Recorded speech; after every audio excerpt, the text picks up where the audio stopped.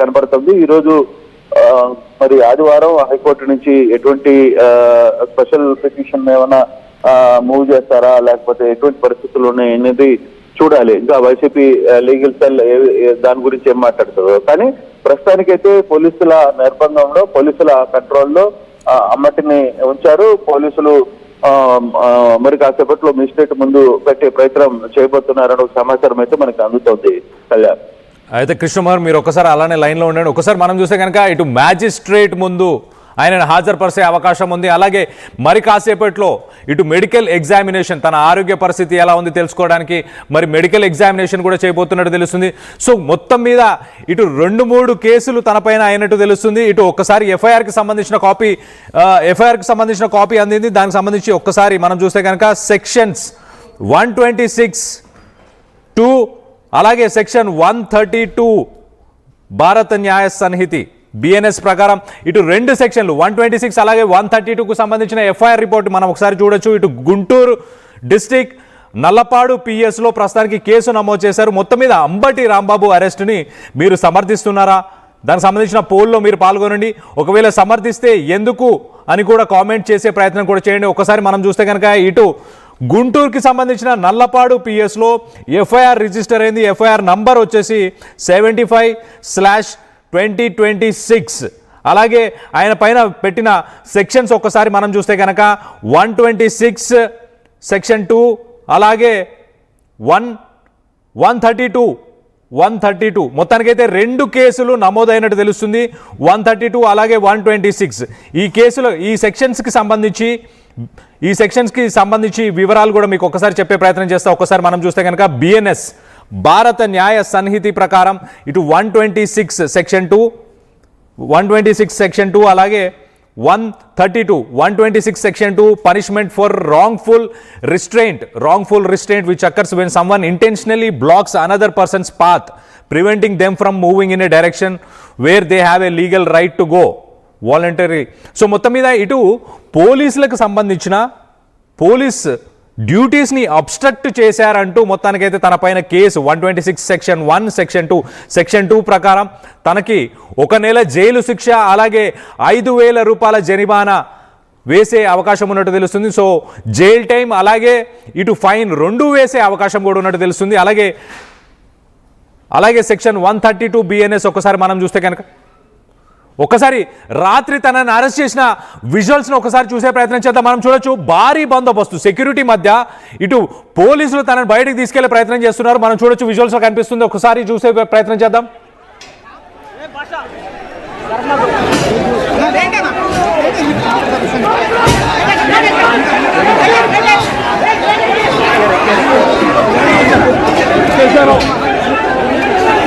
Light ఉంది చూడు, light ఎవరు లైట్ ఎవరితో లైట్ ఉంది అక్కడ అందులో చూడు, దాంట్లో లైట్ ఉంది ఎవరు దాంట్లో.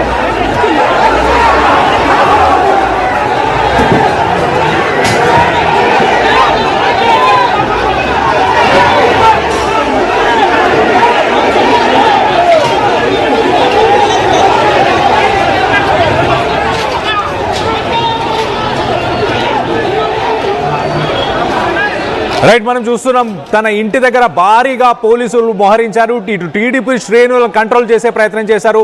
భారీ బందోబస్తు మధ్య ఒక వజ్ర వెహికల్లో తనని ఎక్కించుకొని తీసుకెళ్లే ప్రయత్నం చేశారు. ఆ వెహికల్ ఎక్కి తీసుకెళ్లే సమయంలో మనం చూడొచ్చు ఇటు ఆ వెహికల్ పైన కానీ ఇటు మాజీ మంత్రి అంబటి రాంబాబు పైన ఇటు రాళ్ళు అలాగే కోడిగుడ్లు విసిరి నిరసన తెలియజేసే ప్రయత్నం ఇటు టీడీపీకి సంబంధించిన నేతలు నాయకులు అలాగే అక్కడికి చేరుకున్న కార్యకర్తలు శ్రేణులు వీళ్ళందరూ కూడా చేసే ప్రయత్నం చేశారు. విజువల్లో చూడొచ్చు రాళ్ళు విసురుతున్నారు, ఒక పక్కన కోడిగుడ్లు విసురుతున్నారు. ఆ వజ్ర వెహికల్ కూడా మనం చూడొచ్చు విజువల్లో చాలా క్లియర్గా. తన ఇంటి గేటు వద్ద దాకా కూడా ఆ వెహికల్ని తీసుకొచ్చి తనని అందులోకి ఎక్కించి మరి అక్కడి నుంచి పోలీస్ స్టేషన్కి నల్లపాడు పోలీస్ స్టేషన్కి తీసుకెళ్లే ప్రయత్నం చేశారు. సో మొత్తం మీద ఇటు భారీ బందోబస్తుతోని గుంటూరులో ప్రస్తుతానికి హై టెన్షన్ వాతావరణం నెలకొంది. ఇటు పోలీస్ స్టేషన్ పరిసర ప్రాంతాల్లో కూడా మరి టీడీపీకి సంబంధించిన శ్రేణులు చేరుకున్నారా. ఇప్పుడు మరి కాసేపట్లో తనని ఇటు వైద్య పరీక్షల నిమిత్తం తనని గవర్నమెంట్ హాస్పిటల్కి తీసుకెళ్లే ప్రయత్నం చేస్తారు. దాని తర్వాత మరి ఇవాళ ఆదివారం కావడంతో మరి మ్యాజిస్ట్రేట్ ముందు కూడా హాజరుపరిచే అవకాశం ఉంది. మరి టీడీపీకి సంబంధించిన శ్రేణులు ఎలా రియాక్ట్ అవ్వబోతున్నారు, ఇటు తను మ్యాజిస్ట్రేట్కి దగ్గరికి తీసుకెళ్లే సమయంలో కానీ ఇటు గవర్నమెంట్ హాస్పిటల్కి తన పైన వైద్య పరీక్షలు చేసి తన ఆరోగ్య పరిస్థితి ఎలా ఉంది తెలుసుకోవడానికి ఇటు గవర్నమెంట్ హాస్పిటల్ కూడా తీసుకెళ్ళబోతున్నారు. మరి ఈ సమయంలో కూడా మరి టీడీపీకి సంబంధించిన నాయకులు కానీ శ్రేణులు కానీ నేతలు కానీ అడ్డుకునే ప్రయత్నం ఏమైనా చేస్తారా? మన విజువల్లో చూడొచ్చు ఒక్కసారి చాలా క్లియర్గా. ఇటు పోలీసులు భారీ బందోబస్తు మధ్య, అంటే చూడొచ్చు, మన విజువల్లో చూడొచ్చు, రాళ్లు విసురుతున్నారు, కోడిగుడ్లు విసురుతున్నారు. అంబటి రాంబాబు ఖచ్చితంగా క్షమాపణలు చెప్పాలి అంటూ ఇటు గతంలో మా ఏపీ ఇన్పుట్ ఎడిటర్ కృష్ణమోహన్ చెప్పినట్టు గతంలో బోసిడికే అన్న మాట వాడినందుకు టీడీపీకి సంబంధించిన కార్యాలయాన్ని వైసీపీకి సంబంధించిన నాయకులు ముట్టడి చేయడం మనం అందరం 2021 అక్టోబర్లో మనం చూసాం. ఇటు పట్టాభి చేసిన కామెంట్స్ కి అప్పుడు టీడీపీ ఆఫీస్ని ముట్టడి చేశారు. మరి ఇప్పుడు సీఎం చంద్రబాబు నాయుడిని ఉద్దేశించి ఇలాంటి మాటలు మాట్లాడితే ఖచ్చితంగా ఆయన మోకాళ్ళ మీద ఉండి క్షమాపణ చెప్పాలి అంటూ టీడీపీకి సంబంధించిన శ్రేణులైతే ప్రధానంగా డిమాండ్ చేస్తున్నారు. ప్రస్తుతానికి నల్లపాడు పోలీస్ స్టేషన్కి తీసుకెళ్లారు ఇటు అంబటి రాంబాబుని. ఆయన పైన 2 సెక్షన్ల కింద కేసులు నమోదు చేశారు. 126 అలాగే 126 మీకు చెప్పే ప్రయత్నం చేస్తా. ఇటు పోలీసులకు సంబంధించిన డ్యూటీని అబ్స్ట్రక్ట్ చేసిన సమయంలో ఇటు 126ని ఈ కేసుని నమోదు చేస్తారు. అలాగే 132 కూడా. ఒకసారి మా ఏపీ ఇన్పుట్ ఎడిటర్ అందుబాటులోనే ఉన్నారు, ఒకసారి మరింత అప్డేట్ తీసుకునే ప్రయత్నం చేద్దాం. కృష్ణమోహన్ చెప్పండి, ఇప్పుడు ఆయనని మ్యాజిస్ట్రేట్కి తీసుకెళ్లడానికి కానీ ఇటు హాస్పిటల్కి తీసుకెళ్లడానికి కానీ ఆ సమయంలో టీడీపీ శ్రేణులు అడ్డుకునే అవకాశం ఏమైనా ఉందా?